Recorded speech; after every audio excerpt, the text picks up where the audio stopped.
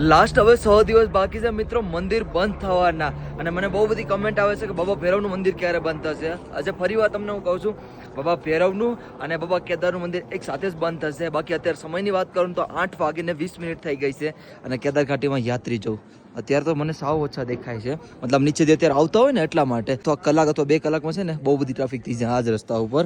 બાકી જો નજારો વાહ ભાઈ વાહ, બહુ એટલે બહુ નજારો છે. અને ઠંડીની વાત કરું તો ભાઈ ઠંડી બી બહુ પડે છે. આ જો બધી ઓલમોસ્ટ બધી જેકેટ પહેરેલા જ છે. એમાં કોઈ એવું માણસ નહીં દેખાય છે ને નહીં પહેર્યા હોય. આ બધા તો લોકલ છે તો બી પહેરેલા છે. જો આ યાત્રી છે, બધા નવી યાત્રી છે. આ જો બધું કેવું ભરેલું છે.